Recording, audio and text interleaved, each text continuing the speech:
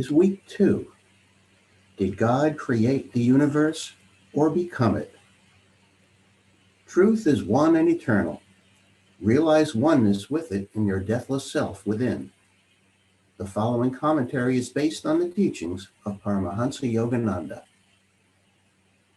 The Gospel of St. John, chapter 1, contains a passage that explains the essential truth that creation is a process of becoming. The universe is not separate from God the Creator, but part of Him, even as our own dream creations during sleep are figments of our consciousness. God is the life. God's the reality. Not a melody could be composed, not a poem written, were the melody and the poem not already there, simply waiting to be expressed. In Him was life, and the life was light of men. And the light shineth in the darkness, and the darkness comprehend it not. Ego-directed desire, like static, it distorts the radioed message of infinity. But the pristine impulse from the divine, undistorted by limitation and delusion, is the life that gives rise to all that is. As the 7th chapter in the Bhagavad Gita states, I am the fluidity of water. I am the silver light of the moon and the golden light of the sun. I am the Om chanted in all the Vedas, the cosmic sound moving as if soundlessly through the ether. I am the manliness of men. I am the good sweet smell of the moist earth. I am the luminescence of fire, the sustaining life of all living creatures. I am the self-offering in those who would expand their little lives into cosmic life. O Arjuna, know me as the eternal seed of all creatures.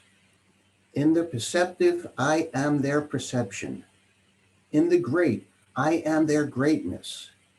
In the glorious, it is I who am their glory. Thus, through Holy Scripture, God has spoken to mankind. Om,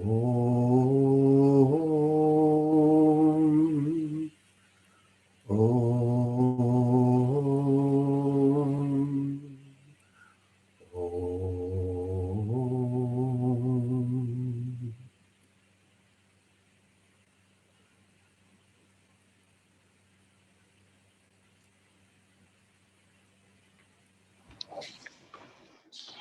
We'll continue with another beautiful reading, this time from Whispers from Eternity.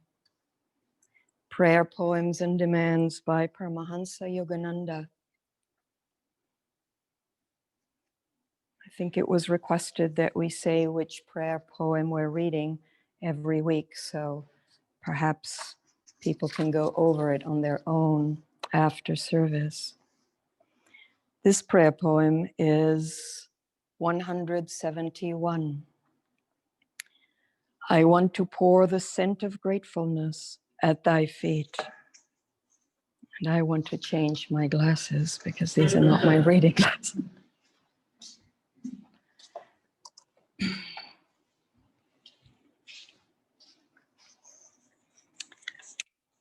I want to pour the scent of gratefulness at thy feet.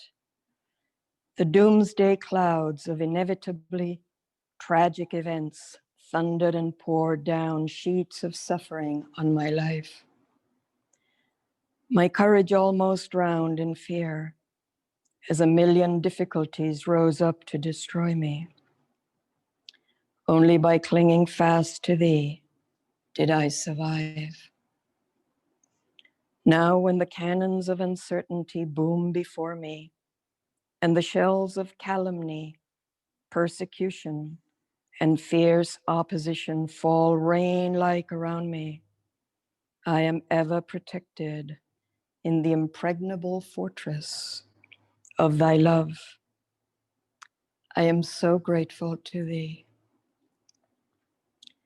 When the light of good fortune dawns again, as it must always, Following every hard night of struggles, it is easy to smile welcomingly at the pleasing sunrise of thy grace.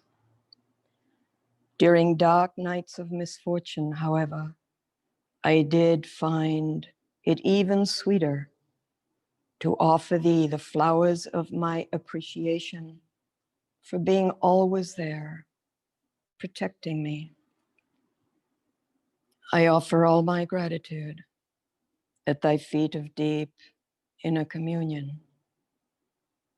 Receive me, my eternal beloved, in sacred silence.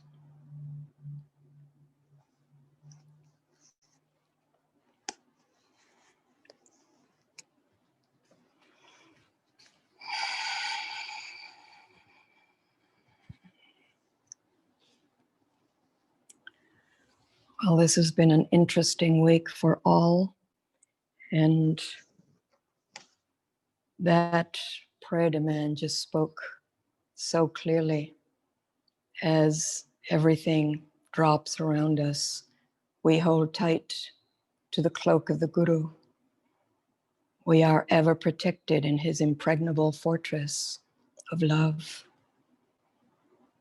Unfortunately, not all think this way or have this, a guru or a philosophy to wrap themselves in during these difficult times. The topic of today is, did God create the universe or become it? But creation is a process of becoming. We're all on a journey to become more compassionate, more tolerant, more patient, more aware, more loving. We're all on a journey to become yogis, saints, enlightened avatars. Swami Ananda once said that a saint is just like us, but has a better attitude. And Yogananda said that the whole purpose is to live this life, to be on earth with a divine attitude.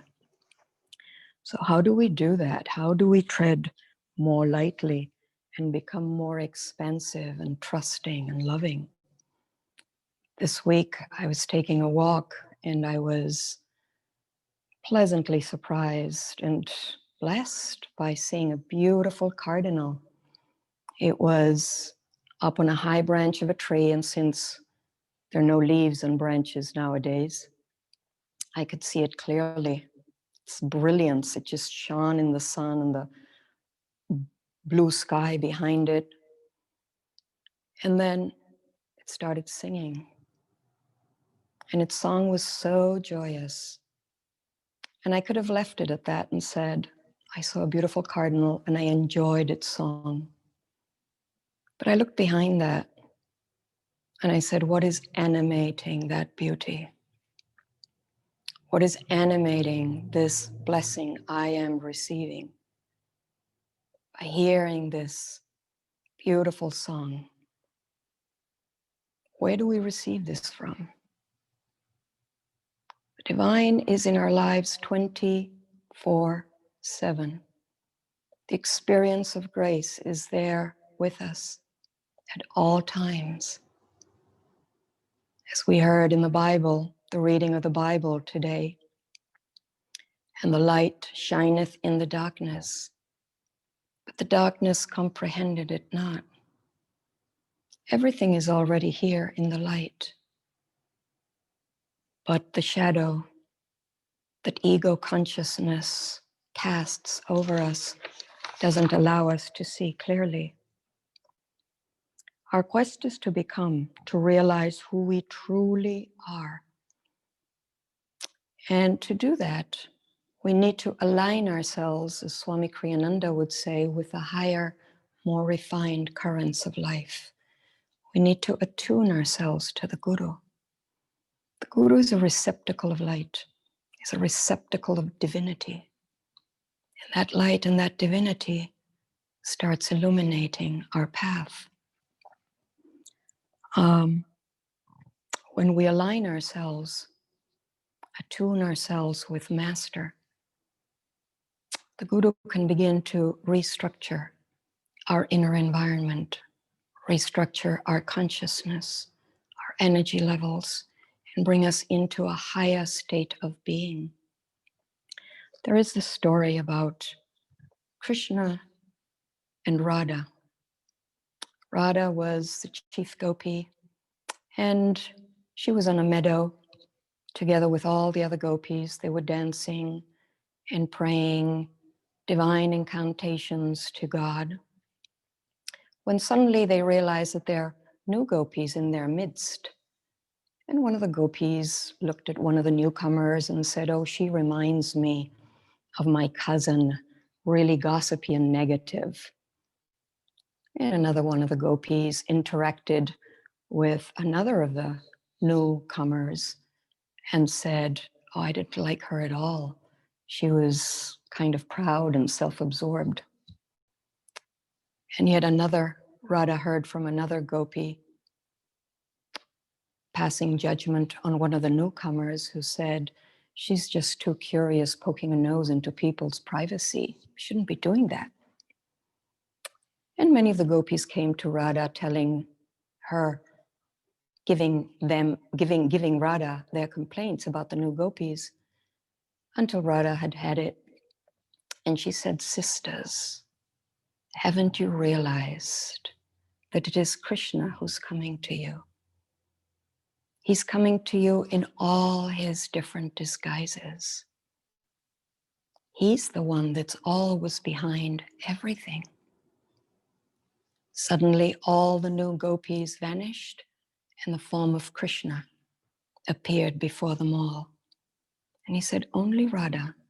Radha was the only one who saw me behind my creations, behind form." So we need to ask ourselves, how is the divine coming to us in our lives? What are the people, the circumstances, and the situations that the divine is inviting into our lives? Is our vision clear?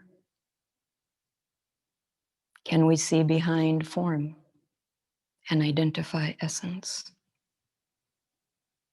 That is what we're being asked to do.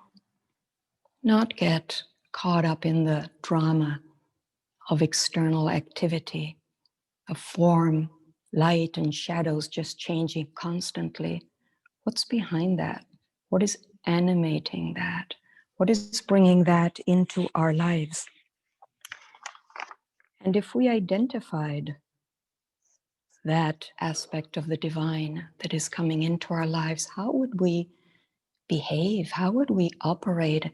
How would we comport ourselves? How would we interact with others and with life?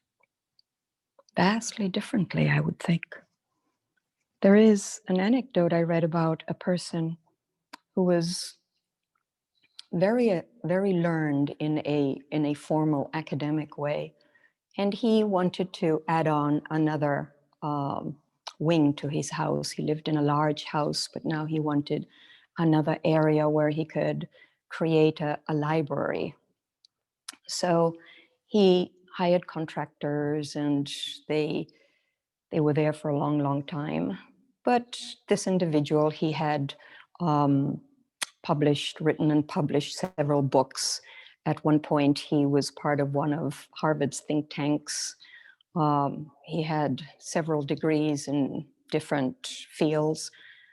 So he was a very learned person, but very kind. And he invited each person who would come to his home that day to either sit and have coffee with him in the morning when they arrived, or perhaps during a break, since he worked at home, or he was working at home at that time.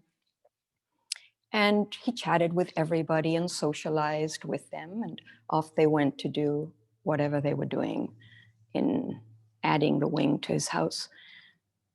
And at last, the painter, it was time for the painter to come in. So he invited the painter in for coffee. And on that particular day, the painter saw a book of the Vedas on this person's coffee table. And he said, "Oh, that's my favorite translation of the Vedas." And this individual, the erudite, was like, you know about the Vedas? "Oh, yes, I love the Vedas." And the painter started reciting the Vedas and then giving commentary on them. So this man was dumbfounded. He never expected somebody who was a contractor or a painter to know so much about such profound sacred knowledge. And he asked that man, "Where did you learn this? Did you go to school?" He said, "No, I was very bored in school. It was very limiting. So I decided I needed to do something with my hands." How easily do we pass judgment on others and see the outer form, and we don't go beyond that? How are we making assumptions, judgments, and putting demands on life? When we are in the presence of the masters, when we are attuned to the masters, we don't show up to judge and categorize and assume. We show up to serve. We show up to see where we can add to life, where we can help whatever is trying to happen to flow. On the other hand, if we are disconnected, not in tune, we feel out of sorts, tired, frustrated, angry, depressed, and on goes that list. So we're looking for something on the outside to shift our inner discomfort. So we become takers of life. We absorb, we take, we take, we take. And if you continue taking and taking and taking, we become thieves. We start robbing life. And that doesn't add to any good karma. So we end up in a very bad position. How can we serve? How can we get out of that ego consciousness and attune ourselves to the light? So we can add, we can serve others. We do this in our meditation practice too. We come to meditation and we sit and we expect to have a nice, deep, satisfying meditation. But sometimes it's just a very restless meditation with an agitated mind, with a lot of inner talk. And we think this wasted time on the cushion. That sadhana was awful. We show up for sadhana because we want something in return. Okay, I'm going to do my sadhana and I'll get more blessings, I'll get more peace, I'll get more satisfaction, I'll get more. Saint Teresa of Avila said that a good meditation is where you show up and just witness the ongoing monologue of the mind and nothing else, and you get nothing, and still you ask for nothing.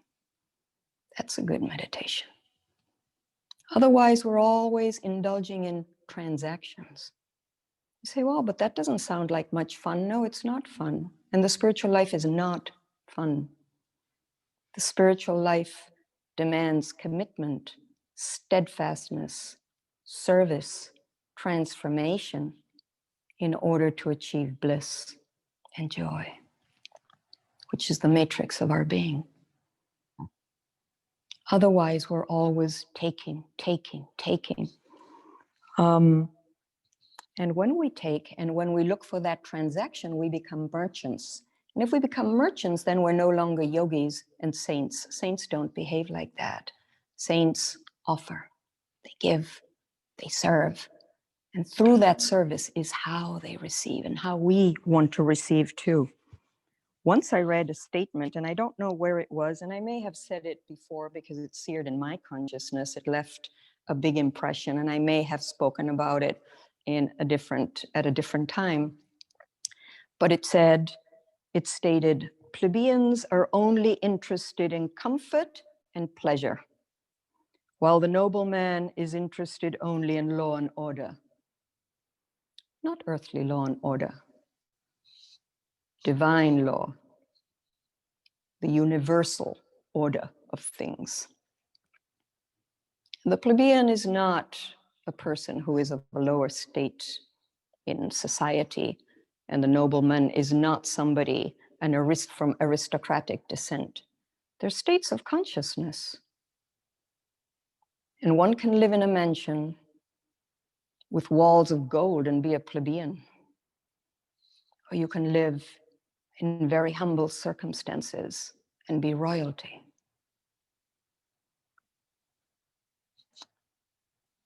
Sri Yukteswar told young Mukunda he should roam in the world like a lion of self-control.